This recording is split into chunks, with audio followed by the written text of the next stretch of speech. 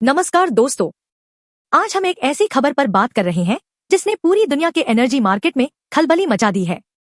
खबर सीधे कतर से आ रही है, जहां के सबसे बड़े इंडस्ट्रियल एरिया रास लाफान पर मिसाइल हमला हुआ है।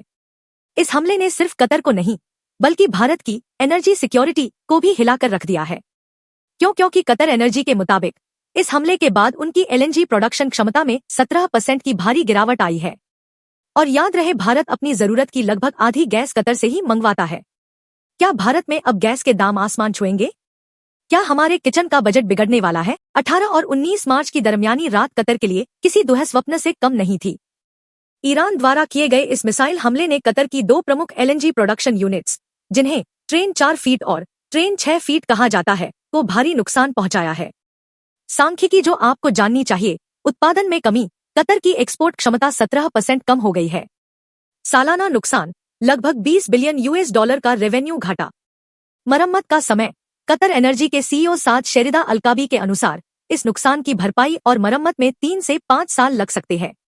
सिर्फ यही नहीं, शेल द्वारा संचालित पर्ल जीटीएल प्लांट को भी निशाना बनाया गया है। यह वही प्लांट है जो गैस को क्लीन फ्यूल और इंजन ऑयल में बदलता है। इसके कम से कम 1 साल तक बंद रहने की आशंका है।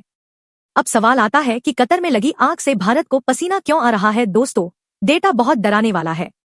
पेट्रोलियम योजना और विश्लेषण सेल के आंकड़ों के मुताबिक भारत अपने कुल एलएनजी आयात का लगभग 47% हिस्सा अकेले कतर से खरीदता है।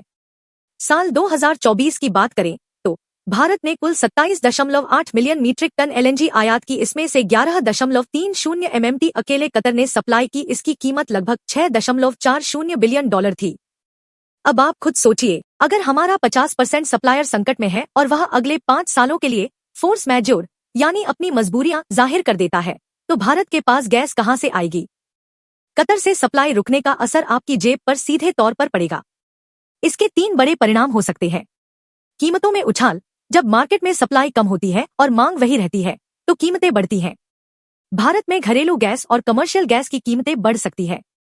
सीएनजी और उद्योगों पर असर: भारत की फर्टिलाइजर कंपनियां, पावर प्लांट्स और सीएनजी गाड़ियां पूरी तरह गैस पर निर्भर है। अगर इनपुट कॉस्ट बढ़ी तो ट्रांसपोर्टेशन और खेती की लागत भी बढ़ेगी।